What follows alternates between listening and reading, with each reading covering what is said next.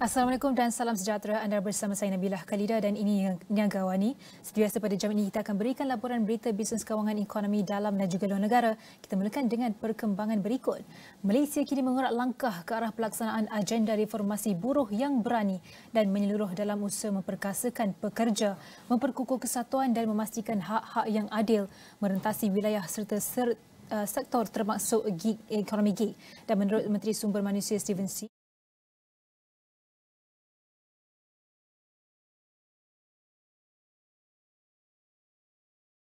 Solidariti Global. Beliau berbangga untuk menyatakan bahawa hari ini Malaysia telah melaksanakan lebih 100 penambahbaikan terhadap Undang-Undang Keselamatan dan Kesihatan Pekerjaan Negara selaras dengan Protokol C155 ILO. Beliau berkata demikian ketika berucap pada sesi ke-113 Persidangan Buruh Antarabangsa di Geneva, Switzerland. Beliau berkata Malaysia telah mencapai beberapa kejayaan penting tahun lepas termasuk menghapuskan kekangan terhadap penubuhan kesatuan buruh yang dijangka mampu menggandakan keanggotaan badan itu di seluruh dunia. Beliau turut menekankan penyelarasan piawaian buruh di seluruh semenanjung Malaysia, Sabah dan Sarawak buat julung kalinya dalam tempoh 2 dekad. Kementerian jelasnya telah menyelaraskan ketiga-tiga piawaian buruh ini yang memberikan hak dan perlindungan samarata kepada setiap pekerja di Malaysia tanpa mengira jantina, bangsa, agama dan wilayah selepas 20 tahun depan isu ketaksamaan. SIM berkata faedah keselamatan sosial telah meningkat sebanyak 20% dengan liputan diperluas kepada pekerja asing manakala pelindungan sepanjang waktu yang melangkaui kemalangan berkaitan kerja. SIM juga berkongsi perkembangan rang undang-undang pekerja gig di Malaysia yang kini di peringkat akhir dan beliau bercadang membentangkannya di Parlimen tidak lama lagi. Beliau berkata meskipun Malaysia sebuah negara yang kecil, kerajaan tidak akan berkompromi terhadap kesejahteraan pekerja.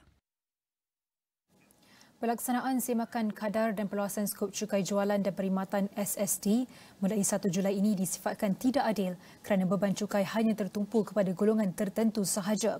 Fellow Bersekutu Kanan di Institut Dasar Ekonomi dan Kewangan Universiti Utara Malaysia, Profesor Madya Dr. Iwan Shah Zainal Abidin berpandangan terdapat sistem percukaian lebih adil boleh diaplikasi bagi memastikan tiada pihak menanggung kesan ketara. Skop dia kalau kita nak luaskan pun dia masih terhad sebab dalam indeks harga pengguna tu pun skop SST hanya sekitar 38%. Dan kalau kita tengok dalam contoh komponen cukai perkhidmatan tu SST hanya 10%. Jadi kalau kita teruskan SST ni, kita kembangkan dia pun skop dia, akhirnya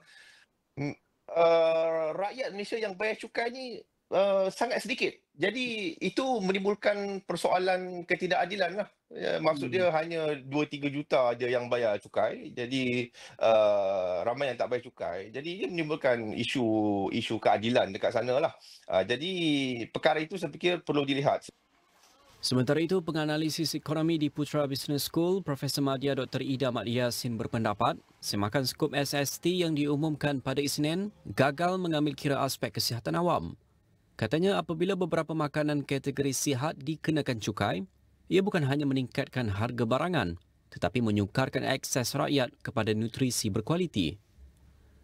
Justru beliau berkata penetapan skop cukai wajar diselaraskan dengan pendekatan lebih bersasar agar percukaian ini tidak memberi mesej bercanggah dengan dasar kesihatan yang menggalakkan pengambilan nutrisi seimbang. Kementerian Kewangan menerusi kenyataan pada Isnin memaklumkan barangan bukan keperluan seperti king crab, buah-buahan import, minyak pati, kain sutera dan jentera industri akan dikenakan cukai jualan 5%.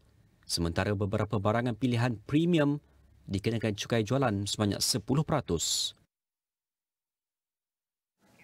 Skop semakan dan perluasan cukai jualan dan perkhidmatan SST dijangka secara langsung menyokong matlamat pengukuhan fiskal jangka sederhana Malaysia. Ernst & Young EY Tax Consultants Sdn Bhd berpandangan pendekatan itu dijangka dapat meningkatkan kutipan cukai tanpa memperkenalkan cukai-cukai baharu. Rakan Kongsi Pengurusan Cukai EY Malaysia, Farah Rosli berkata ia membolehkan kerajaan secara beransur-ansur menambah hasil dengan memasukkan perkhidmatan tambahan dalam skop cukai perkhidmatan serta mengkaji semula kadar cukai jualan. Ini terutamanya kerana Malaysia mempunyai asas cukai yang agak sempit. Peluasan skop SST membolehkan kerajaan menjana hasil daripada sektor-sektor tertentu, terutamanya dalam ekonomi perkhidmatan yang semakin berkembang sambil memastikan barangan asas dan perkhidmatan penting terus dilindungi daripada dikenakan cukai. Dengan pelaksanaan dan penguatkuasaan yang berkesan, langkah-langkah ini boleh membantu menstabilkan kewangan awam, mengurangkan kebergantungan kepada hasil berkaitan minyak dan mewujudkan ruang fiskal untuk subsidi bersasar atau program kebajikan yang bertujuan meringankan beban kos sara hidup yang semakin meningkat. Menurut Farah, peluasan cukai perkhidmatan untuk merangkumi lebih banyak sektor mencerminkan pendekatan progresif kerajaan dalam melindungi golongan rentan daripada beban kewangan yang tidak wajar. Bagi cukai perkhidmatan, peluasan kepada sektor seperti sewaan, pajakan, pembinaan, penjagaan kesihatan swasta, pendidikan, perkhidmatan kewangan dan kecantikan mencerminkan usaha untuk menyelaraskan sistem cukai dengan corak perbelanjaan yang semakin berkembang, terutamanya di kawasan bandar di mana perbelanjaan berasaskan perkhidmatan semakin berkembang. Selain itu, beliau berpandangan bahawa semakan cukai jualan adalah selari dengan agenda pengukuhan fiskal yang lebih menyeluruh bertujuan untuk meluaskan asas cukai, meningkatkan hasil dan mengurangkan defisit belanjawan kerajaan persekutuan. Dengan mengenakan kadar cukai jualan yang lebih tinggi secara terpilih ke atas barangan tidak penting atau barangan premium, kerajaan dapat memastikan bahawa barangan keperluan harian seperti beras, sayur-sayuran, susu, minyak masak dan ubat-ubatan kekal bebas cukai pada kadar 0% sekaligus meminimumkan impaknya terhadap isi rumah berpendapatan rendah dan sederhana. Pada Isnin, Menteri Kewangan kedua, Datuk Seri Amir Hamzah Azizan mengumumkan bahawa kerajaan akan melaksanakan semakan kadar cukai jualan dan peluasan skop cukai perkhidmatan bermula 1 Julai 2025 bagi mengukuhkan kedudukan fiskal negara dan menambah baik sokongan terhadap kebajikan rakyat. Baik, saya akan teruskan dengan perbincangan dalam bahasa Inggeris di mana the government's latest revision to the Sales and Service Tax or SST has sent ripples through the property and finance sectors. With new services now taxable under the revised regime, real estate investment trusts, REIT and financial service providers are bracing for increased operational costs, tighter margins and strategic shifts. So what does this mean for investors, businesses and even everyday consumers? Joining us now is Eng Sulin, the head of indirect tax at KPMG in Malaysia, to help unpack the implications of this SST shake-up. Good morning, Sulin. Good morning. Thank you for having me here. No problem. All right, firstly, we could start with by sharing which specific elements of the new SST revision that actually are expected to hit rates and financial services the hardest, and why are these sectors particularly vulnerable? Yes, for REITs, the potential expanded taxable services that are applicable are the rental and leasing services, as well as to a certain extent construction services. The service tax at 8% on rental and leasing will be levied on commercial properties. However, the government take note of it, and there are exemptions available, particularly for the micro, small and medium tenants, those with annual revenue below 500,000 ringgit. And also, there are non-verbal contract transitional rules. Hence, to a certain extent, REITs should try and see if they can avail to these exemptions to help their tenants whilst remain competitive.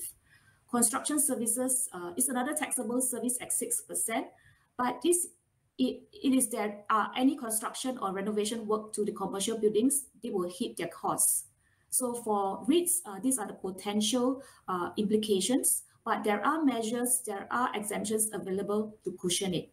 Whereas for financial services, previously most fees and commission income were not subject to service tax, except for certain advisory type of services, especially in the investment banking space. But with the expansion, these are now subject to 8%. However, the positive side of it is that these are basic banking services relating to the operation of savings account, current account, or similar is still not subject to service tax, as well as interest or profits. Hence, there are exemptions and exclusions available to take advantage of and cushion the impact. But Sulin, for REITs specifically, how will the taxation of previously exempt services like property management affect returns for investors and also future property development plans? Okay, for property management, it was actually already subject to service tax earlier. At the rate of 8%, it does represent a cost, and if passed on to the tenants, could in turn affect rental demand or profitability for the REITs. But it is hoped that the amount is not significant enough to deter occupants. I believe when it was initially implemented, there was an initial knee-jerk reaction as tenants tried to negotiate better pricing, but it should normalize eventually. For future property developments, this will be an additional factor amongst the many other factors to be considered when undertaking future projects and negotiating contracts, especially long-term contracts. But do foresee REITs restructuring operations or outsourcing services to actually reduce their SST exposure, and what risk come with that? In the short to medium term, REITs will try to explore available exemptions such as the business-to-business exemptions and group relief, particularly where they have many related companies in the group, and they need to see how they can enjoy these exemptions, which comes with conditions. Outsourcing of services may be one of the methods if they are not able to enjoy the group relief exemptions, but care must be taken to ensure there is no tax cascading or other tax considerations. But turning to financial services, Sulin, with more advisory and also fund management services that is now taxable, will the increased cost be passed on to consumers? On this, I think it depends on the financial institution and the product, their business arrangement with the consumers. I believe it is a demand and supply consideration as well as how their competitors react. It will be a balance. The financial institutions have been operating in this space for many years, and I believe have many experiences in navigating this. But given these sector-specific stresses, is this latest SST move a sign that Malaysia should reconsider transitioning back to a broader-based GS system, for example? I wouldn't call these stresses. I would say that this is a different type of tax mechanism because GST is also a tax, just that the mechanism is slightly different. I would say that this expansion appears to be more carefully thought through and a more targeted approach in an effort to make the tax structure more progressive, broadening the tax base whilst ensuring that the rakyat is not unduly burdened. I believe the government has commented previously that it is not the right time to reintroduce GST given the fiscal position of the nation. Hence, in the interim, expanding the scope of sales tax and service tax on a targeted basis can help improve revenue collection, whilst ensuring it does not impact the man on the street too much. On GST, I think we will have to wait and see. Sulin, we have about 5 minutes or more. I may add whether could the SST revision potentially lead to a capital flight or reduction in foreign investor, for example, when it comes to participation in Malaysian REITs and also, or perhaps capital markets. What do you think about that? I don't think that maybe in the interim or in the initial reaction, businesses will try to see whether they want to do investments overseas, they want to try to move their operations overseas. But I think after you need to do feasibility studies, you need to see there are pros and cons. So you need to weigh the benefits of doing businesses in Malaysia versus overseas, particularly for REITs businesses, and then see ultimately whether the local environment will still be supportive. I think the intention of the government is for this expanded service tax and sales tax scope is very targeted. It's still to protect the rakyat. So hopefully businesses can take advantage of all the various exemptions given to still be able to do business competitively. In your opinion, what's the risk of disintermediation or innovation bypassing traditional financial services due to higher SST burden, for instance, perhaps via final technology or fintech, or perhaps offshore alternatives? In terms of technology, I think there are exemptions available. Just to be clear, there are exemptions available to encourage businesses to undertake technology and automation. So perhaps in line with SST, then there is also the e-invoicing to help cushion the impact of this expanded scope. Because with e-invoicing, it will also help to make all the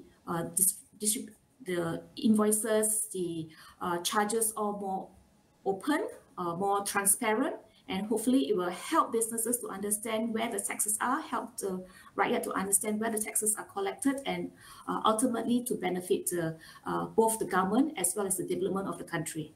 But could this SST revision actually trigger REITs to restructure their service models or operations to mitigate this tax burden, and perhaps, for example, outsourcing by relocating sourcing service functions as well? Like I mentioned earlier, the initial reaction may be to find other ways to restructure, to find other ways to see whether the cost can be absorbed elsewhere, can be passed elsewhere. But apart from trying to see whether it can be passed elsewhere, there is, like I mentioned, the government also take note and has given a lot of exemptions, a lot of incentives available to the businesses to cushion the impact. So I guess not only to restructure, to look at how do you want to set it up, but also to see whether any incentives, exemptions can be enjoyed. Because for players, if you don't try to enjoy these exemptions, incentives that are readily available, then your competitors may do so. So you want to make sure that you are also enjoying it to remain a level playing field. But could this new relieved SST revisions actually trigger lobbying efforts from affected sectors for exemptions or relief? And what lessons can Malaysia learn from other countries that transition back to a GST after SST-like systems? In terms of what experiences, I guess it is more communication, awareness, more the interaction, more transparent discussions with the government, with the authorities, and businesses should also take note that should also know the intention of these taxes. And I think what the businesses and the rakyat want to know is how the taxes collected could benefit the country and ultimately to the nation. Maybe perhaps last one before we could wrap up this discussion, how might SST revisions influence Malaysia's broader economic competitiveness and also investment climate as a whole? With this expanded scope, again, I want to say it's very targeted. It's targeted towards certain sectors. I think the government has already undertaken a lot of analysis to see what sectors to target and implement this SST.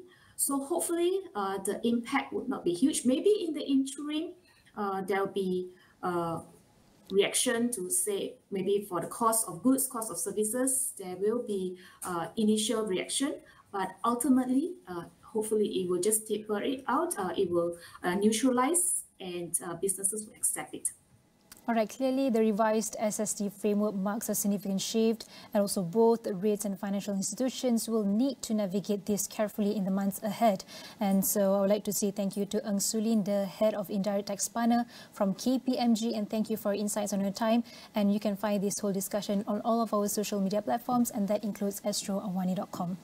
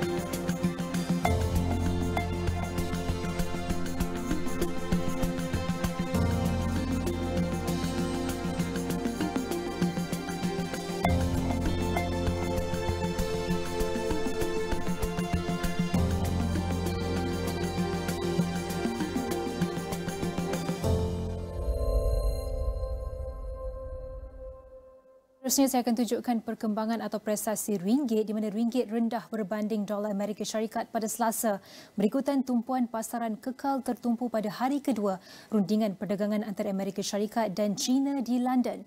Pada 6 petang, mata wang tempatan merosot kepada 4.2360 atau 2420 berbanding dolar Amerika daripada 4.2290 atau 2345 yang dicatatkan pada Isnin. Dan saya akan tunjukkan pergerakan ringgit untuk setakat berangkat pagi ini pada 11 Jun 2025. Kalau kita dapat lihat prestasinya untuk waktu ini adalah pada kadar 4.234 dan kita dapat lihat pergerakan nilai ringgit itu tidak banyak berubah kalau kita bandingkan dengan hari-hari sebelumnya. Ini adalah didorong ataupun faktor oleh rundingan perdagangan antara Amerika Syarikat dan China di London. Kalau kita boleh tunjukkan sedikit pada hari lebih kurang 6 hari bulan Jun, iaitu lebih kurang 4.2249, kukuh sedikit berbanding pada hari ini. Dan untuk pengetahuan penonton, jika graf itu menurun, nilai ringgit itu mengukuh, dan jika graf itu menaik, nilai ringgit itu melemah. Dan ini adalah pergerakan nilai ringgit itu untuk setakat dalam lebih kurang 1 bulan. Kalau kita boleh tunjukkan, nilai ringgit itu paling rendah berbanding $1 Amerika Syarikat dalam sekitar pertengahan bulan 5 Mei 13, 2025, iaitu dengan kadar 4.3392. Itu kalau kita bandingkan dengan dalam jangka masa 1 bulan ini berkenaan dengan ringgit berbanding $1 Amerika Syarikat. Itu adalah pergerakan ringgit. Seterusnya berkenaan dengan Bursa Malaysia, di mana ia ditutup rendah sedikit pada Selasa semalam dengan indeks petunjuk pasaran menyusut 0.16%, menamatkan peningkatan terdahulu apabila tekanan jualan yang sederhana berlaku pada jam terakhir dagangan. Pada 5 petang, FTSE Bursa Malaysia KLCI atau FBM KLCI susut 2.46 mata kepada 1516.95 daripada 1519.41 semasa ditutup pada Isnin. Dan saya akan tunjukkan prestasi FTSE Bursa Malaysia KLCI atau FBM KLCI untuk setakat jam 9.08 pagi hari ini 11 Jun 2025, dan nilai atau paparasnya adalah 1524.16, meningkat sedikit 0.48% dan 7.21 mata. Dan saya akan tunjukkan prestasi FBM KLCI dalam jangka 1 minggu. Kalau kita dapat lihat di sini, nilai ataupun prestasi FBM KLCI hari ini adalah tertinggi dalam jangka masa seminggu dan terendah adalah pada sekitar hari Khamis, iaitu sekitar 1511.13. Dan kita dapat lihat naik turun prestasi FBM KLCI ini apabila pada hari Jumaat ia meningkat sedikit hinggalah mencapai hampir 1520, dan pada memasuki minggu baru ini pada hari Isnin, nilainya ataupun prestasinya mencecah ataupun melepasi paras 1520, iaitu 1521.26, namun menurun sedikit apabila memasuki hari Selasa, hari keesokan harinya 1520.94, dan sehinggalah ke hari ini, hari Rabu, pada pembukaan pagi ini pada jam 9 pagi, nilainya ataupun prestasinya meningkat sehinggalah hampir 1525. Itu adalah berkenaan dengan prestasi FTSE Bursa Malaysia untuk hari ini 11 Jun, dan banyak lagi yang akan kami kongsikan selepas ini, jadi kita berhenti rehat seketika, kembali selepas ini.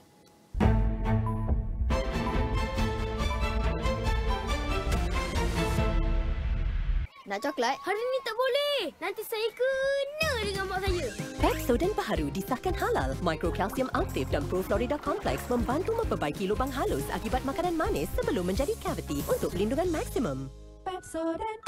Perusahaan kecil dan sederhana, impian besar. Jiwa SME Astro Awani kembali menjelajah Malaysia. Dari Ipoh ke Kota Kinabalu, dari Melaka ke Lembah Kelang. Sesi pitching, pameran produk dan dialog bersama pemimpin industri serantau. Dapatkan inspirasi, ilmu dan peluang untuk kembangkan perniagaan anda semuanya di bawah satu bumbung. Kerana inilah medan impak sebenar. Jiwa SME menjana impak, inovasi digital.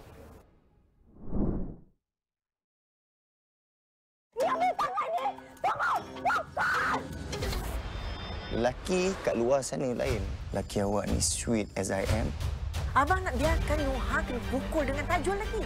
Mama janji sayang, takkan ada siapa-siapa pun yang akan sakitkan awak. Aku tak ada anak! Saya tak nak tengok awak. Rumah ni dah macam neraka untuk kita lah, Tajul. Saya menyesal kahwin dengan awak. Saya nak awak keluar daripada saya. Keluarlah! Dia bukan syurga. Di Astro Ria dan Astro Go. Tariffs on imports of products from China reaching up to 145%. Tariffs on the rest of the world are sitting at 10%, with the potential for reciprocal tariffs to be reimposed within 90 days. Kunjungan rasmi Presiden China ke Malaysia ini menunjukkan komitmen kedua-dua negara untuk meningkatkan hubungan diplomatik ke tahap yang lebih strategik. Di dalam setiap berita yang dibawa, konteks amat penting. Kami sentiasa membawakan yang tergempar dan terkini. Pastikan Astro Awani menjadi pilihan anda, tidak kira di mana sahaja anda berada.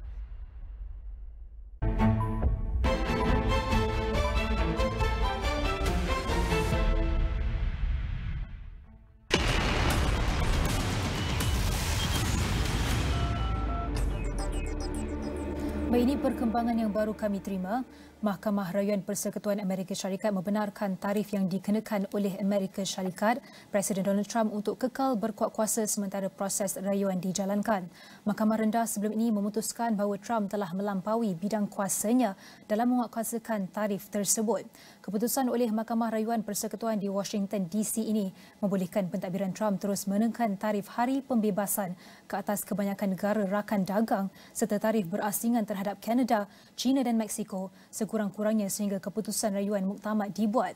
Walaupun mahkamah belum membuat keputusan sama ada tarif itu sah di sisi undang-undang di bawah Akta Kuasa Ekonomi Kecemasan Antarabangsa IEEPA, ia membenarkan tarif itu dikekalkan sementara proses rayuan berlangsung dan bukannya digantung serta-merta seperti diputuskan oleh Mahkamah Peringkat Rendah.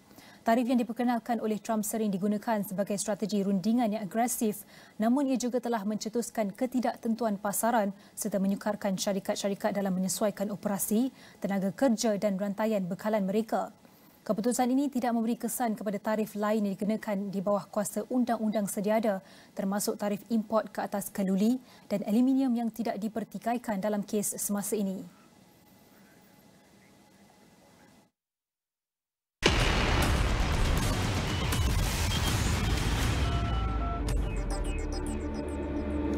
Baik, seterusnya Malaysia akan mencapai status negara tua menjelang 2030 dengan 15% penduduk berumur 60 tahun ke atas.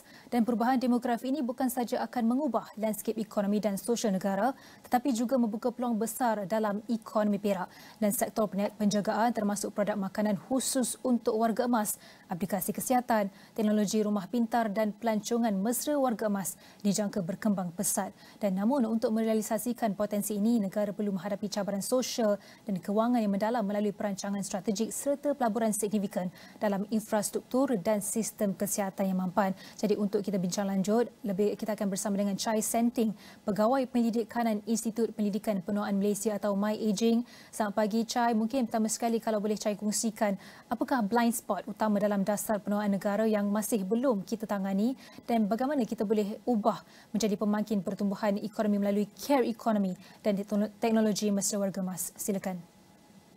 Ya Nabila, I think blind spot utama yang diperkatakan ini sebenarnya dia merupakan perubahan secara beransur-ansur ya. Apabila dasar warga emas negara diperbaharui ya, ada perubahan yang ketara, maksudnya kita ada penekanan lebih terhadap pembelajaran sepanjang hayat dan pekerjaan di usia tua. Tetapi isu yang berlaku sekarang adalah betul ekonomi penjagaan atau joran teknologi boleh menjadi pemangkin kepada pertumbuhan ekonomi, tetapi kita juga harus membezakan antara ekonomi perak atau silver economy dengan ekonomi lanjut usia atau the longevity economy. Sebab satu adalah berasaskan kepada kepenggunaan atau older consumers, tetapi satu lagi lebih menekankan peranan produktif warga emas itu sendiri ya. Sebab kira-kira 1/3 atau 1/4 daripada golongan berumur 60 tahun dan ke atas masih bekerja. Dan kita wajar membezakan antara warga emas dalam usia ketiga dan usia keempat, or what we call the third and fourth ages of life. Warga emas bukannya semua sakit, miskin dan kurang upaya. Dan saya rasa inilah blind spot kita. Kita terus menyumbang kepada naratif dan stereotip warga emas yang negatif. Dan kita melihat ya pembangunan manusia sebagai peralihan sehala dari pendidikan dan pekerjaan ke persaraan. Pada hakikatnya kita boleh bekerja, sambung belajar, bersara, kembali ke alam pekerjaan atau belajar semula. So kalau kita boleh kahwin semula, kenapa tak boleh bekerja semula atau bersekolah semula? Nah, seperti yang saya katakan, kita lalu mempunyai stereotip terhadap warga emas yang mungkin kita ingat semuanya tidak berkemampuan ataupun tidak mempunyai daya. Tapi sebenarnya kalau kita lihat dalam konteks perubahan corak perbelanjaan dan juga tekanan terhadap sistem sosial yang ada kita sekarang, mungkin adakah Malaysia sudah bersedia sebenarnya untuk menginstitusikan semula kontrak sosial generasi termasuk model sokongan antara generasi ataupun mungkin dari segi skim perlindungan penjagaan jangka panjang dan mungkin reformasi KWSP. Apa pandangan Chai? Ya, betul. Kontrak sosial antara generasi kadang-kadang tidak bererti perundangan yang semata-mata untuk menghukum anak-anak derhaka. It's beyond that. Ya. Kita kena faham bahawa peranan kerajaan semakin penting dalam memperkukuh model sokongan keluarga dan membantu institusi kekeluargaan menangani cabaran yang berlaku kerana perubahan dari sistem ekonomi, transisi demografi dan perubahan nilai. So dulu tak ada sistem pencen, jadi kerajaan wujudkan sistem pencen sebab transformasi ekonomi kerajaan kepada negara kepada sektor ekonomi formal. Dulu kita pun tak ada sistem kesihatan awam. So now we not only have clinics and hospitals, tetapi kita membuat perancangan untuk sistem penjagaan jangka panjang. Jadi sama jugalah dengan keperluan penjagaan warga emas yang dahulunya dimainkan oleh golongan wanita dalam keluarga. Kalau nak tingkatkan penglibatan wanita dalam sektor pekerjaan formal, maka perlu ada sistem sokongan untuk penjagaan kanak-kanak dan warga emas. Dan trend-trend yang diperhatikan sebenarnya adalah reaksi populasi dan keluarga terhadap perubahan dalam sistem-sistem yang sedia ada. Dan bagaimana pula kalau kita nak lihat dari segi struktur semula sistem pekerjaan dan keusahawanan agar warga emas bukan saja kita lihat sebagai penerima bantuan tetapi juga sebagai penyumbang aktif dalam ekonomi masa hadapan, sebab kita tahu bukan semua warga emas ni mahu bersara awal ataupun masih lagi mahu menyumbang dan bekerja, pada umur 60 pun masih mahu bekerja. Jadi khususnya dalam sektor penjagaan pendidikan dan mentor community ni, apa yang boleh Chai katakan? Ya, betul. Sebab pertama kita kena ubah persepsi kita terhadap penuaan dan warga emas, ya, seperti yang dinyatakan dalam dekad penuaan sihat Pertubuhan Bangsa-Bangsa Bersatu. We need to change the way we feel and think about aging. Dan hakikatnya sekarang PBB sedang merencana satu konvensi baru tentang hak asasi warga emas. Dan kita sendiri boleh membuat perubahan kepada Fasa 8 ya, atau Perenggan 2 Artikel 8 Para 2 dalam perlembagaan untuk menambah istilah umur atau usia dalam klausa anti-diskriminasi seperti yang dilakukan untuk jantina pada tahun 2001. Kita perlu banyak akta baru untuk menangani isu-isu penderaan warga emas. Dan juga kita boleh memperkenalkan perundangan untuk pengajian semula atau Re-Employment Act. Banyak benda yang boleh kita lakukan. Tetapi apa yang kita lihat sekarang, ya, bila mencecah je umur 45 ataupun 50 tahun, orang dewasa lewat usia ni hilang peluang untuk latihan, beasiswa, dan ini semua peluang pembelajaran sepanjang hayat yang boleh meneruskan, memanjangkan lagi tempoh produktiviti mereka. Dan kalau kita lihat kepada matlamat ataupun aspirasi dalam sektor penjagaan ini, termasuk produk makanan khusus untuk warga emas, ada juga matlamat lain berkenaan dengan aplikasi kesihatan, teknologi rumah pintar dan pelancongan mesra warga emas yang saya katakan tadi. Tapi mungkin apa cabaran yang mungkin mendatang ataupun yang boleh kita jangkakan untuk merealisasikan kesemua aspirasi-aspirasi ini selain daripada cabaran sosial dan juga kewangan, mungkin apa dari segi dasar dan polisi yang boleh kita jangkakan dari segi cabarannya, Chai? Ya, sebab peralihan sekarang, apa yang kita lihat masa kini adalah perbelanjaan jangka panjang ini ditanggung oleh keluarga. Dan pihak keluarga dia keluar daripada poket sendiri, we call it out of pocket expenditure. Maka dalam sistem jangka panjang dengan sistem pencen yang perlu diubah, kita memerlukannya konsep sistem penjagaan jangka panjang yang dibiayai oleh sektor awam. Dan ini masih belum dapat diwujudkan.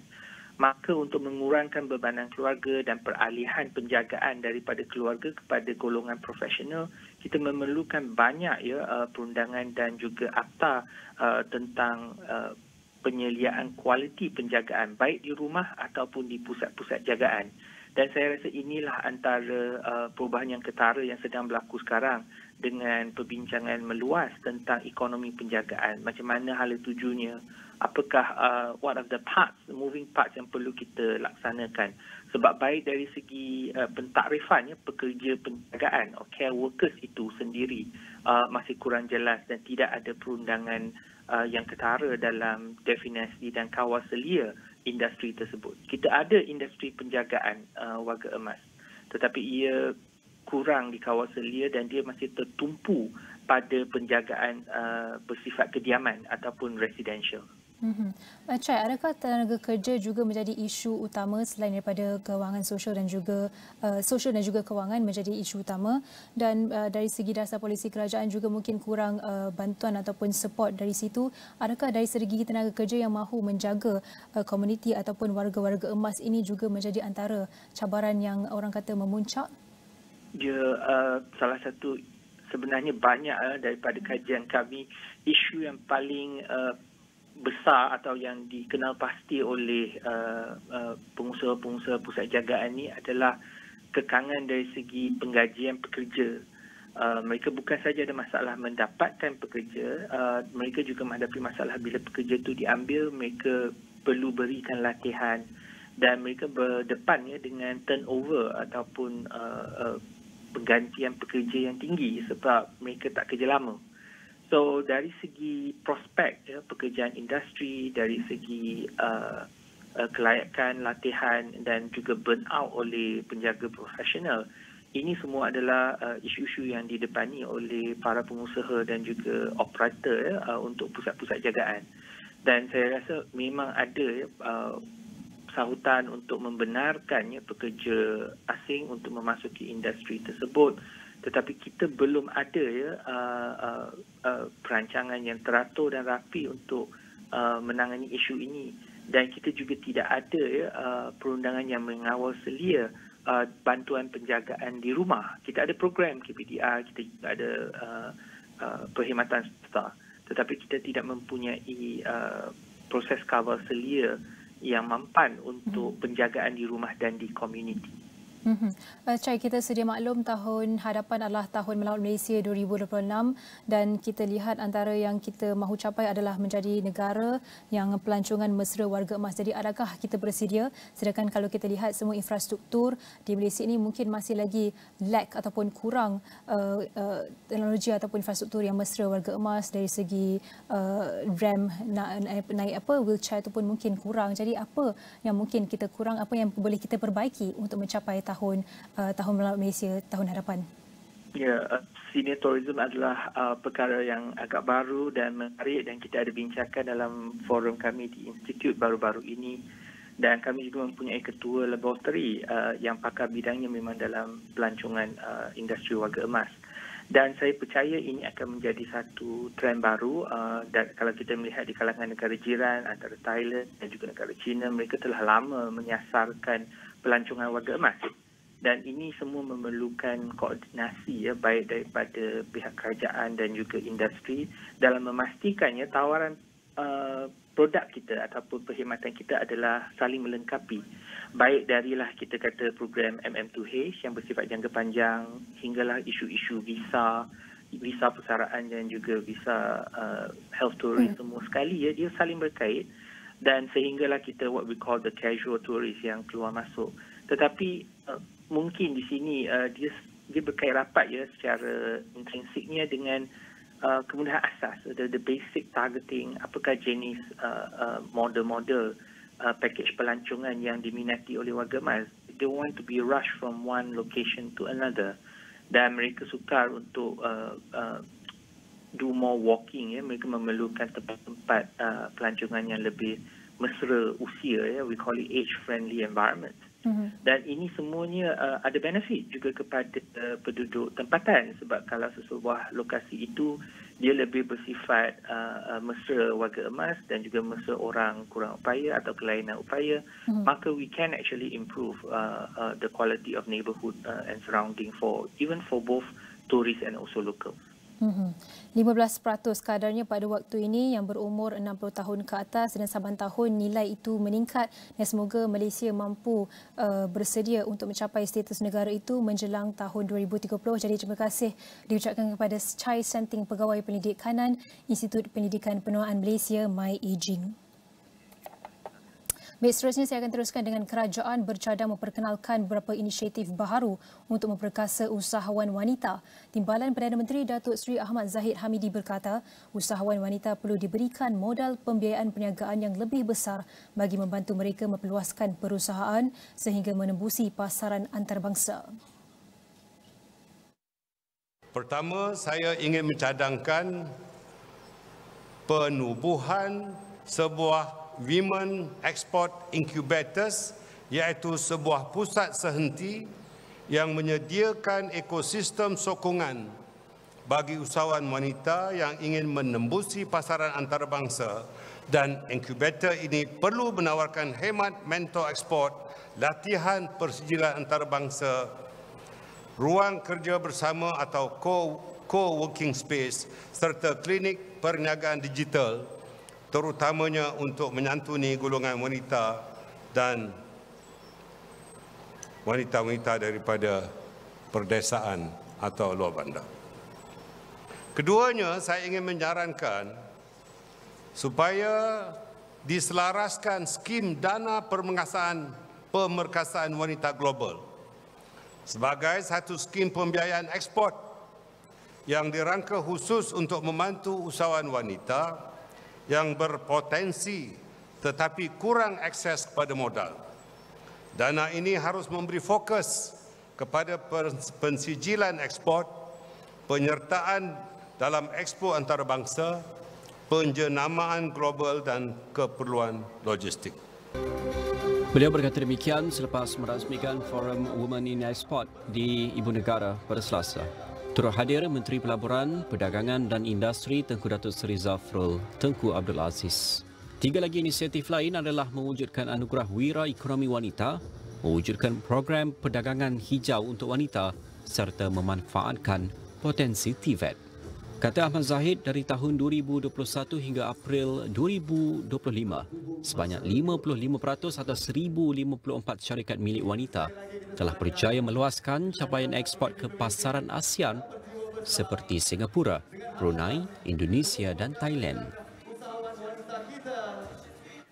Pindaan terhadap peraturan penggunaan tong gas petroleum cecair LPG bersubsidi masih memerlukan penjelasan dari sudut perundangan, terutama berkaitan perniagaan yang layak menggunakannya. Menteri Perdagangan Dalam Negeri dan Kos Sara Hidup Dato' Armizan Muhammad Ali berkata, beberapa cadangan berkaitan isu itu telah dibangkitkan pada Selasa menerusi sesi libat urus membabitkan 10 persatuan. Katanya antara yang perlu dipertimbangkan termasuk parameter pindaan berkaitan pemilikan perniagaan, keperluan perniagaan, mekanisme kawalan dan pelaporan. Selain itu, keberkesanan pemantauan serta penguatkuasaan dan strategi membendung ketirisan. Pada 5 Jun lalu, Armizan memaklumkan Jemaah Menteri bersetuju untuk menyemak semula peraturan penggunaan silinder LPG bersubsidi oleh peniaga. Katanya pindaan itu akan menumpukan kepada keperluan peniaga mikro dan kecil dalam sektor makanan dan minuman serta memastikan peraturan yang digubal lebih jelas dan mudah dilaksanakan. Menurut peraturan kawalan bekalan pindaan 2021, mana-mana perniagaan yang menggunakan lebih 42 kg LPG pada satu masa perlu memohon permit barang kawalan berjadual. Honda Malaysia hari ini mengumumkan panggilan balik melibatkan 87,490 unit kenderaan bagi tujuan penggantian pam bahan api sebagai langkah berjaga-jaga demi keselamatan pengguna. Dalam satu kenyataan, syarikat itu menjelaskan bahawa model-model semasa yang sedang dalam pengeluaran dan jualan tidak terjejas oleh panggilan balik ini. Menurut Honda Malaysia, 2 jenis isu pam bahan api dikenal pasti. Pertama, sejumlah 84,073 unit model seperti Jazz, City, Civic, Accord, BRV, HRV, CRV dan Odyssey terlibat. Masalah dikenal pasti berpunca daripada impaler pam bahan api yang boleh mengembang selepas rendaman bahan api berpanjangan, berpotensi menyebabkan enjin gagal dihidupkan atau terhenti semasa pemanduan. Selain itu, sebanyak 3,417 unit model Civic dan CRV tahun 2023 hingga 2024 terlibat. Pam bahan api tekanan tinggi berisiko retak akibat penggunaan berpanjangan dan tekanan berlebihan yang boleh menyebabkan kebocoran bahan api atau bau bahan api semasa memandu atau ketika enjin melahu atau idle. Honda Malaysia menegaskan bahawa keselamatan pelanggan adalah keutamaan utama dan akan terus mengambil langkah proaktif serta mengekalkan keterusan dalam kawalan kualiti. Katanya semua pelanggan yang terjejas akan dimaklumkan melalui surat pemberitahuan yang mengandungi butiran lanjut mengenai panggilan balik ini. Pelanggan juga boleh menyemak status kenderaan mereka melalui aplikasi Honda Touch, laman web rasmi Honda Malaysia atau menghubungi talian bebas tol 1-800-88-2020. Penggantian pam bahan api akan dilakukan secara percuma dan kos berkaitan akan ditanggung sepenuhnya oleh Honda Malaysia. Pada masa sama, stok alat ganti akan disediakan secara berperingkat. Setakat ini, tiada sebarang insiden atau kemalangan dilaporkan di Malaysia berkaitan isu ini.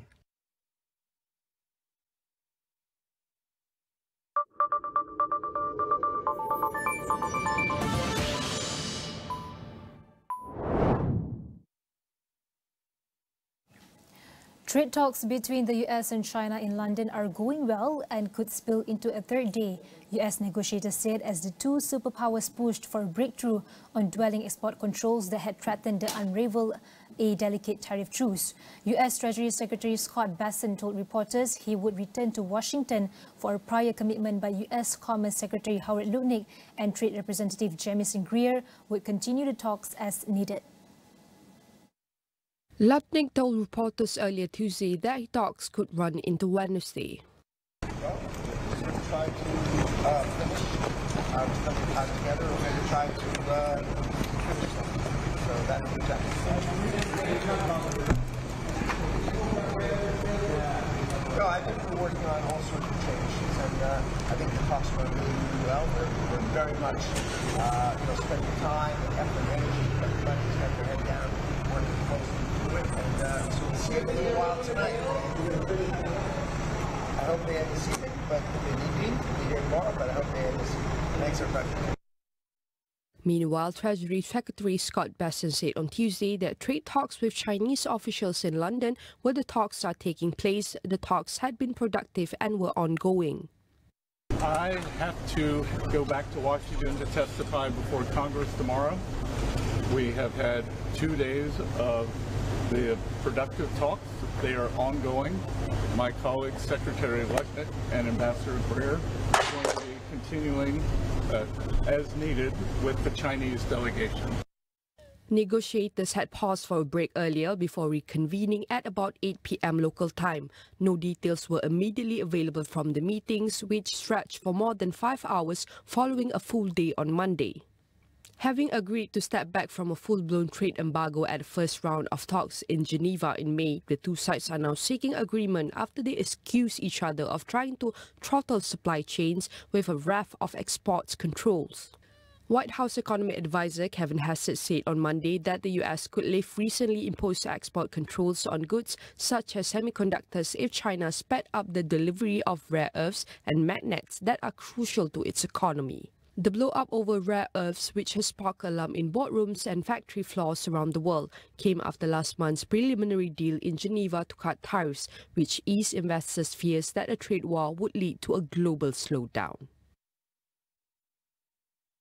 The S&P 500 ended higher on Tuesday, June 10th, lifted by a rally in Tesla as investors bet on positive results from US-China trade talks aimed at diffusing a tariff dispute that has roiled global markets this year. Wall Street expects improved trade terms after relief from a preliminary deal struck last month was overshadowed by Washington's allegations that Beijing was blocking exports of rare earth minerals critical to the aerospace, semiconductor and defense sectors. U.S. Commerce Secretary Howard Lutnick said the trade talks were going well and that he hoped they would end on Tuesday night, but said they could run into Wednesday. The U.S. stock market has surged in recent weeks, recovering from an April slump sparked by U.S. President Donald Trump's Liberation Day sweeping global tariffs. With investors betting the United States will reach trade agreements that reduce Trump's steep trade barriers, the S&P 500 is now trading just below its February record highs. I think people are cautiously optimistic that something's going to come out of this, trade talks with Chinese overseas, and I think there's some positivity there. I also think the market's had good earnings. We've had, basically the S&P 500 last quarter was up 12% year over year, NASDAQ up 23%. I think people have realized that a lot of the death of the market has been greatly exaggerated, and they're saying, hey, I'm a little bit behind in my allocation. I need to kind of pick that up. Shares of Wall Street's most valuable companies were mixed. The S&P 500 gained 32.93 points or 0.55% to end at 6,038.81 points, while the Nasdaq Composite gained 123.75 points or 0.63% to 19,714.99. The Dow Jones Industrial Average rose 105.11 points or 0.25% to 42,866.87.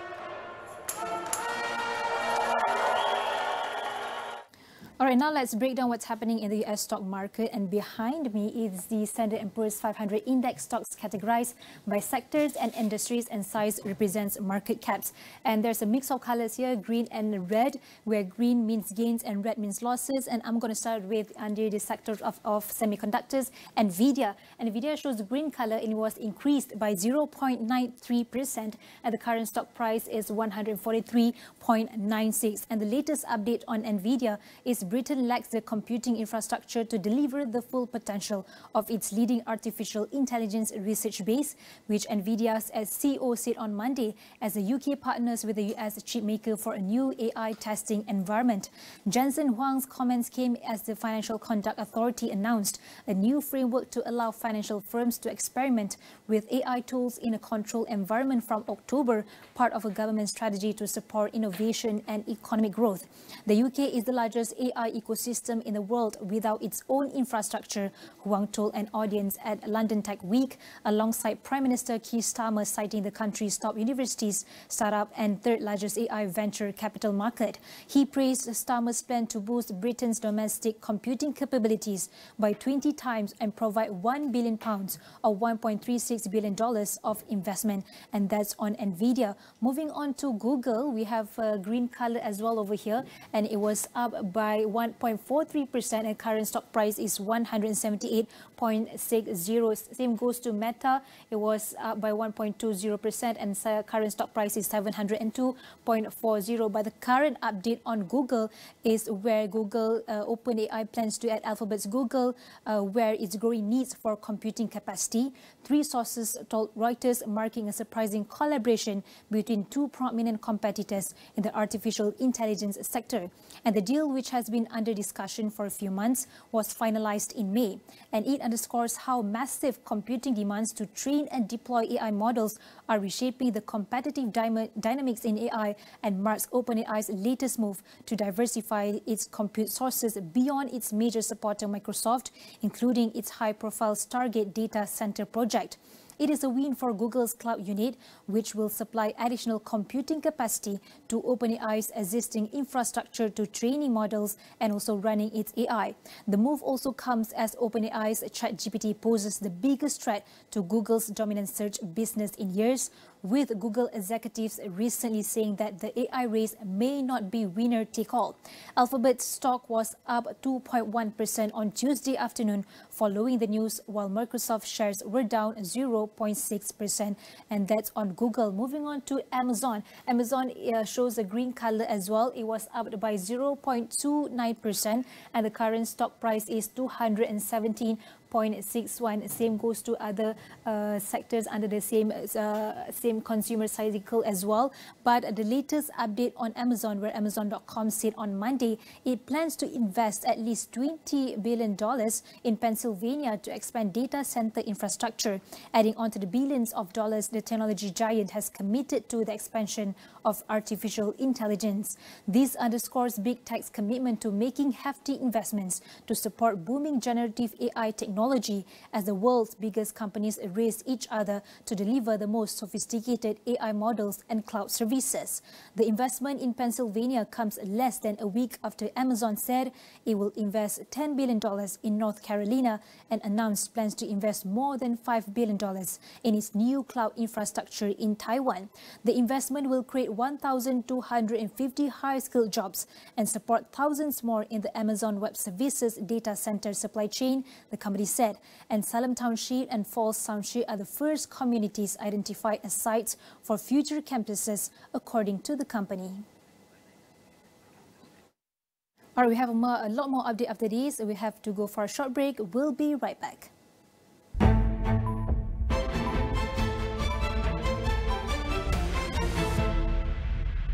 Nak coklat? Hari ni tak boleh. Nanti saya kena dengan mak saya. Pepsodent baharu disahkan halal. Microkalsium aktif dan Proflorida Complex membantu memperbaiki lubang halus akibat makanan manis sebelum menjadi kaviti untuk pelindungan maksimum. Pepsodent. 11 Jun ini, sertai kami di Pavilion KL untuk Big Stage Alpha Showcase. Temui finalis yang anda nanti-nantikan. Persembahan daripada Hale, Sheila Amzah, Nadira, Wani Kerry, Isaac Vu, Kowax, Akim dan Amir Masdi. Datang awal dan tunjukkan My Astro app anda untuk masuk ke zon Superfan. Anda juga boleh memenangi pas fan meeting melalui Astro Rewards. Tunjukkan sokongan anda. Jumpa kami di Pavilion KL. Good. Mereka membina empayar secara gelap, berkorban darah. Sekali mereka menetapkan syarat. If nobody sees it, it can happen. Never rat on the flames and always keep your mouth shut. Sehingga pengkhianatan memecahkan mereka. I know it was you, Fredo. It was the Mulan. Kini, nama baharu muncul di kalangan legenda. The Alto Knights menyertai Liga. Stream apa jua cara sehingga 4 peranti mudah. Uniform Tentera Darat Malaysia TADM bagi peserta program latihan khidmat negara tidak seharusnya menjadi isu hangat. Jenayah penipuan pelaburan mencatatkan jumlah kerugian tertinggi pada tahun ini setakat 2 Februari lalu. Kementerian Pendidikan memandang serius isu peningkatan trend penggunaan rokok elektronik. Lembaga Lebuh Raya Malaysia LLM memperluaskan larangan kenderaan berat memasuki lebuh raya pada waktu puncak di beberapa jajaran terpilih di sekitar Lembah Kelang.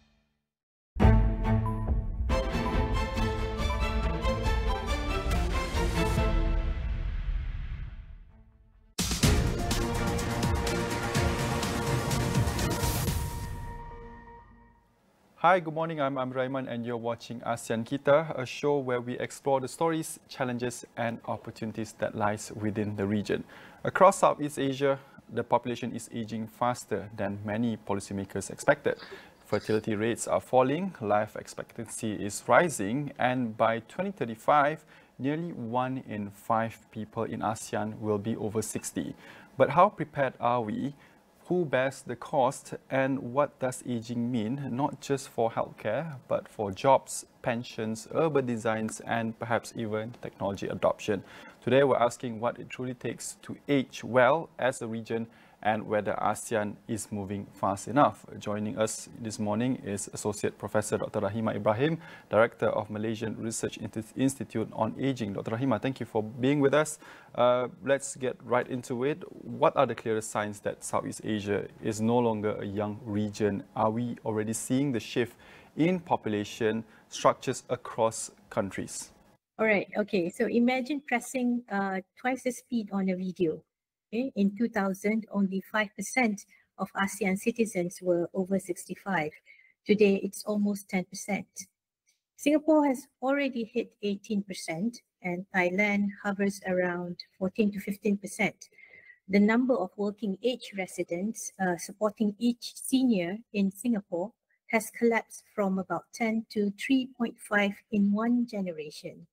The youth bonus is ending for some members, even while it is just opening for others. So the key message is our demographic clock is ticking faster than our policy clock. So we need actions and we need it fast. Mm-hmm. And Prof, and Doctor, why have fertility rates dropped so sharply in some ASEAN countries while staying high in others? And how might this different path affect the region's workforce in perhaps the next 20 years? So think of it as two traffic lanes. So we have one with ultra low lane due to housing costs, later marriages and women's careers. And these social changes have pushed fertility to 0.97 in Singapore and roughly about 0.9 to 1% in Thailand. So we have another lane, which is the moderate lane. This is due to rural livelihoods and also faith-based norms that keep the Philippines at 1.9% and also Laos around 2.4%. Mm-hmm. And then as the number of 1.9 and 2.4 in terms of the total fertility. Yeah. Mm-hmm. And Doctor, as the number of retirees rises and working age population shrinks, who's most likely to bear the financial burden? Is it governments or families or maybe businesses, and why? So when we talk about this, it's always the current workforce. It's just a question of how. So we need a three-pot system. The first is the through mandatory savings like EPF or CPF. Second pot is the small payroll levy earmarked for long-term care. Thailand is, currently drafting one at roughly 0.3 to 0.35% of their wages. And the third pot is the tax finance basic pension, so that no elder slips through the cracks. So the risk has to move from our living room to the nation. Mm-hmm. And when a country crosses that 14% threshold of people aged 65 and above, what are the first signs of stress on the healthcare system, and how can early prevention efforts help manage the rising costs? So countries typically add about 1% extra of GDP to health and care within a decade of crossing that line, largely due to chronic disease and frailty. Yet South Korea, in between 2019 to 2022, they pilot an integrated care which links hospital discharge to home nurses and social workers. And this pilot has shown that it can cut avoidable admissions by 12%. So Singapore also did another program on grab bar retrofits that cost about US 120 per home, but this pilot was shown to avert US 5,000 hip fracture bill.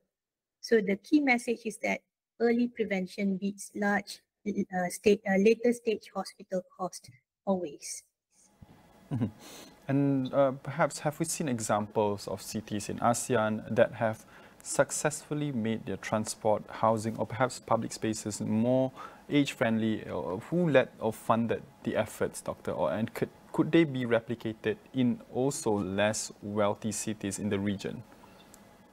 Okay, so I will discuss, I think, about 3 examples. The first one is in Singapore. The government funds upgraded lifts and friendly streets, and the program covered 400,000 flats, which now have direct lift access. And then in Thailand, a 2% Sintex health fund plus tourism levies poured into low-cost concrete ramps and tactile parts. So and then they hire volunteers to upkeep the facilities. And here in Malaysia, in Penang Island, the city council and NGO walk neighborhoods with older residents, and they map hazards and fixing each area for under 40,000 ringgit. So start with paint, benches and lighting before chasing big budgets. Mm-hmm. And perhaps, Doctor, if in your perspective, in your point of view, what was the biggest obstacle, or what could be the biggest obstacle in implementing this urban friendly, which is more age friendly to those who are aging, and what was the biggest obstacle? Is it funding? Is it bureaucracy in rolling out these age friendly upgrades? So age friendly, it's just another framework, and many countries or even state governments, they follow different. They have their own state initiatives or state framework. So sometimes these kinds of age-friendly initiatives get overlooked, or they are not funded by any of the existing initiatives. Like the smart city or safe city. So there are too many programs around that it could be competing. It could be seen as a competing priorities. And also resources, but actually you can align all these initiatives to make it more coherent and coordinated. And in your view, who are the most vulnerable groups among older adults in ASEAN? We have women, we have persons with disability, and what should be done to make sure the social protection system do not leave them behind, Doctor? So the most vulnerable would be, women over 75, rural or informal sector retirees, frail or disabled elders, and anyone living alone, especially migrants and indigenous seniors. So the key message is that we should give everyone a social protection floor and target extra help to the frailest. And also, ASEAN often looks to Japan and South Korea for policy inspiration. What lesson from their long-term care or perhaps community health models might actually work here, and which one wouldn't translate well? Okay, for Japan, Japan's experience shows that the power of predictable funding and professional care managers, but its premiums are too heavy for rural rural ASEAN.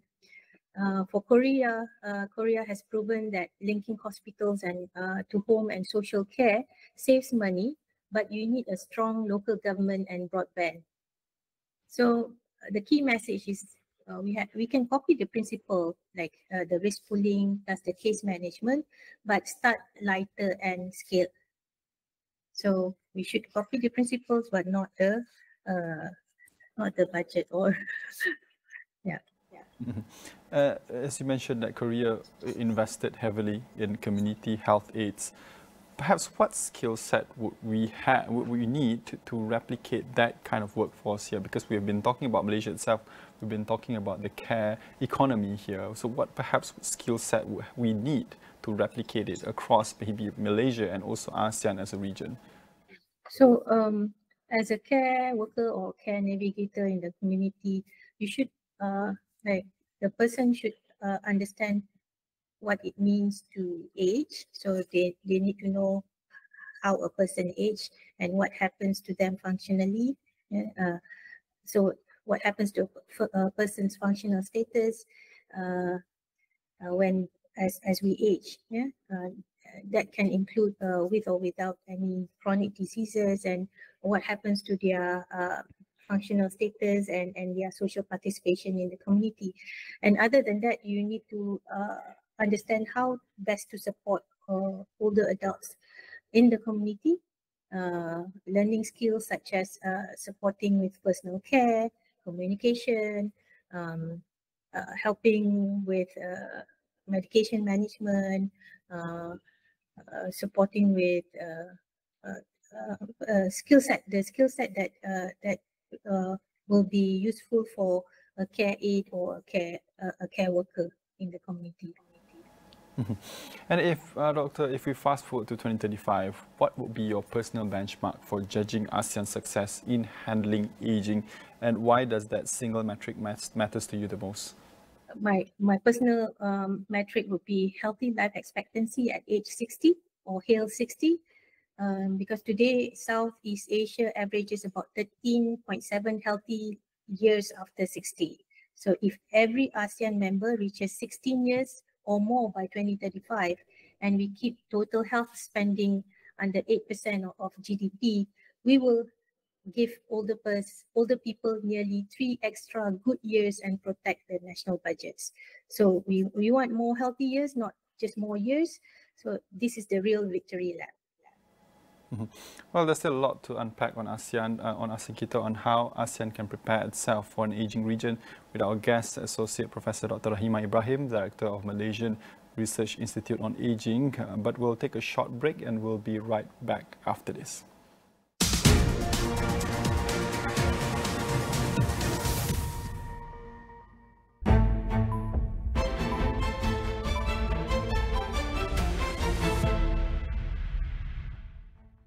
Uniform Tentera Darat Malaysia TADM bagi peserta program latihan khidmat negara tidak seharusnya menjadi isu hangat.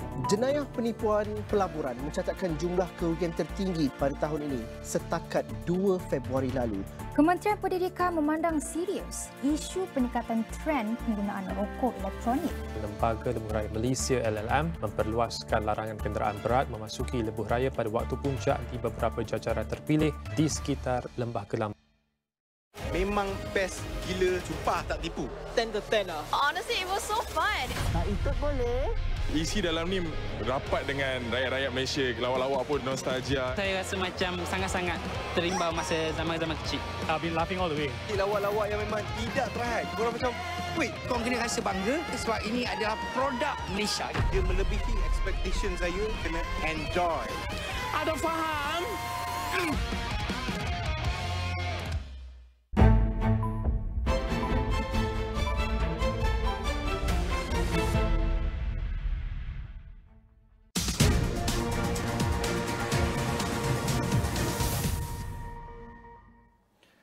Welcome back on ASEAN Kita. On today's episode, we're discussing on how ASEAN can prepare itself for an aging region with our guest, Associate Professor Dr. Rahimah Ibrahim, Director of Malaysian Research Institute on Aging.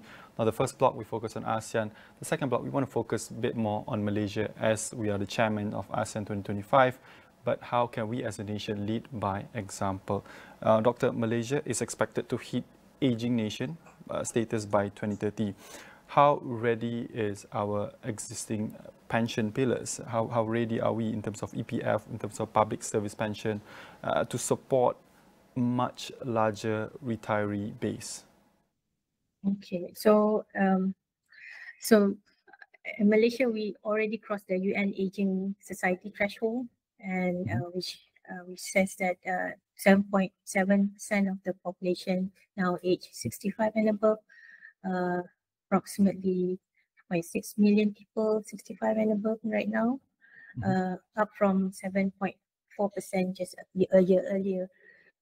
So at the same time, our social welfare outlays are rising. The Bantuan Warga Emas monthly cash benefits was raised from 600 in budget 2025, a 20% jump in a single year.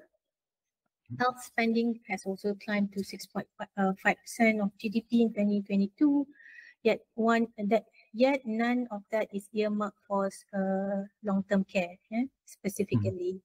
So we are not ready in terms of the systems for long-term care that the population will need with rising age. Yeah. And you mentioned that we are not ready in terms of aging, as we are an aging nation status by 2030. But what specific reform, or perhaps higher contribution rates, or a universal basic pension, or perhaps a flexible retirement age should be prioritized by the government? So Malaysia is currently a mix of modest welfare transfers, and then we have fragmented regulation and high out-of-pocket spending, and these are neither equitable nor scalable. So we need a reform on long-term care, especially on the long-term care insurance, which is a pooled social insurance scheme tied to functional need, and this can deliver a form of protection. So these kinds of systems, the current social protection system is inadequate to cater for our longevity, the increase in our longevity, and without structural changes to our current system, we are bound to face some crisis in the future. And if I could bring you to the National Health Policy for Older Persons, it emphasizes aging in place. What practical steps? Is it home-based care subsidies, or perhaps community nurses, or digital health monitoring that the Ministry of Health is trying to emphasize on digitalization, can make aging at home safe and also affordable in Malaysian suburbs and in the villages as well? Okay, so for aging in place to happen. We need more community-based alternatives in terms of health and care. Yeah? So just imagine, like, if you come out from the hospital post-stroke, after a stroke, and then after you have been stabilized, you are advised to go home, and suddenly there's nothing in the community that can support you to get well at home. So families have to either purchase the services or find any any family members that can help them to recuperate at home. So without community-based care services, the aging in place will not happen, and digitalization is, of course, a way to improve services, but we have to also remember that not all older adults are well versed with technology. So digital literacy has to be deployed as well or implemented. So classes on teaching older adults how to use smartphones and whatever apps that they need to access services must also be deployed. As you mentioned, that a lot of steps needed to be taken before we can implement aging in place. But also another aspect is caregiver burnout is a term that has been raised many times by experts or been warned, and as caregiver burnout is rising as families has to shoulder more responsibility. Should perhaps the government or Malaysia introduce a caregiver allowance or perhaps tax relief or a paid family care leave and to ensure that caregiver burnout is not going to happen in the future, as we are going to be an aging nation by 2030, Doctor? Okay, I think we can start like from employers becoming more sensitive to the care needs and like becoming more family friendly, for example. So knowing that care does not only happen from from parents to children, but now from adult children to their parents.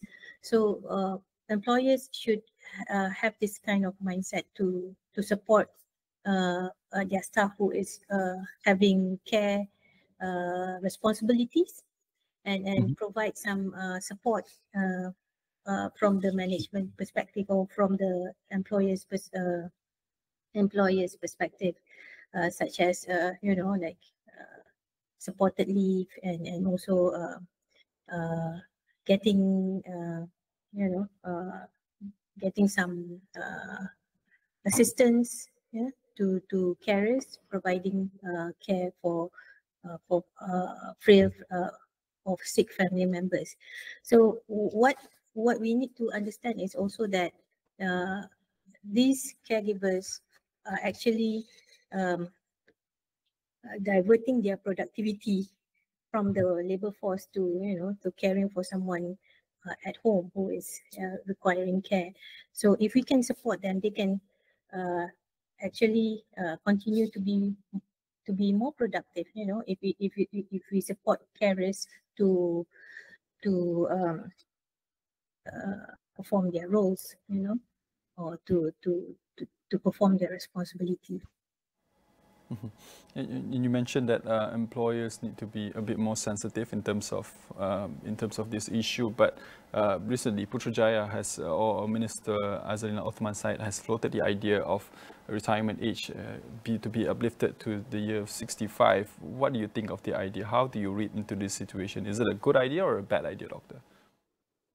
Okay, so actually, we have been deliberating on, upping the retirement age, and every time it happens, people are not happy. Some camps are not happy because there are pros and cons to it. At my aging, and myself personally, we believe in allowing or making it more supportive for people who wants to work or have to work, you know, because so we should look at removing the barriers for older persons to or senior workers to work if they want to work or they have to work. So instead of upping the retirement age, we should look at, you know, removing stereotypes or structural barriers for individuals to continue working if they are able and, you know, feel useful through contributing to work. So we should remove the stereotypes and also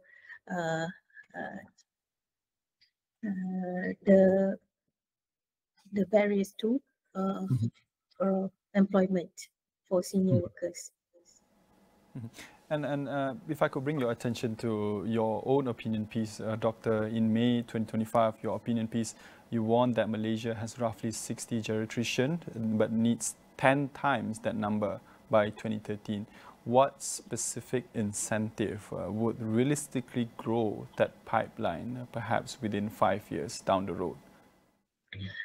Okay, so I've been hearing from many colleagues that geriatrics is not a sexy line, you know, like people would go for cardiovascular or even you know, other specialties, you know, so but not geriatrics.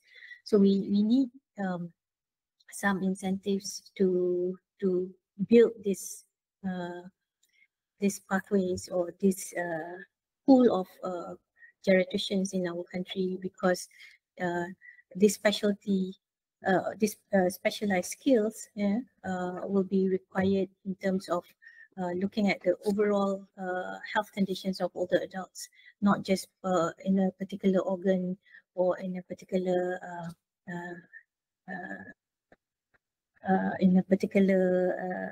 setting or department. So a geriatrician is someone who can do a comprehensive assessment of an older person and see what changes need to be made in terms of their medication, in terms of their treatment. And in terms of incentives, we have to make, you know, this career pathway as an attractive career path for youngsters, and to make it more relevant to our society. You know, we have to make sure to educate why we need more geriatricians, why we need more doctors who knows about older adults' health conditions. So with, you know, awareness and also with incentives, you know, because they only train sometimes a year only one geriatrician, so that's not enough. And of course, without any mechanisms to support this career path, people will run away from it. And if I could bring your attention to your last year's National Conference on Aging, you argued that the Malaysia's health, housing and social welfare ministries are still working in silos. So perhaps if you could recommend what practical mechanism that could break those silos most effectively, Doctor? Okay, so yes, silo is not easy to break because it is what it is, and you know, people have been working in that kind of system for many years. So we have to look at why breaking silos is very hard. The first one is we still have structural budget silos. So the health and welfare budget sits in 2 ministries with different parliamentary committees. So reallocating these funds means sometimes could mean losing their turf, you know. And secondly, we have legal and regulatory split. The healthcare is our healthcare is regulated by the Private Healthcare Facilities Act, residential care, you know, or the care center by the Care Centers Act, and there isn't any law that obliges joint commissioning. So we need a legal framework that bridge the two split, the legal and regulatory split. And also in terms of professional and identity and the KPI culture in our ministries. So our doctors are evaluated on medical outcomes, social officers on the cash transfer throughput, but there's no cross-disciplinary KPI because nobody measures their success.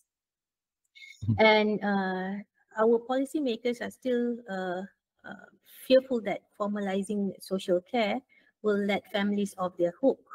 So we still believe in the family will take care of their members, you know. So programs are still optional and underfunded. So because we still believe in our family-centric norms. And on top of that, we have data silos, you know, we don't have any data exchange between health and the social side. So the risk stratification stops at the hospital gate. Okay, we would like to thank Associate Professor Dr. Rahimah Ibrahim, Director of Malaysian Research Institute on Aging, on how ASEAN can prepare itself for an aging nation. As Malaysia and the region face a demographic turning point, it's clear that how we treat our older citizens today will shape the society we become tomorrow. Thank you, Dr. Rahimah, for helping us better understand what it takes to age with dignity, resilience, and also care. That's all the time that we have on ASEAN Kita today. I'm Raiman. Thank you for watching and see you next time on ASEAN Kita.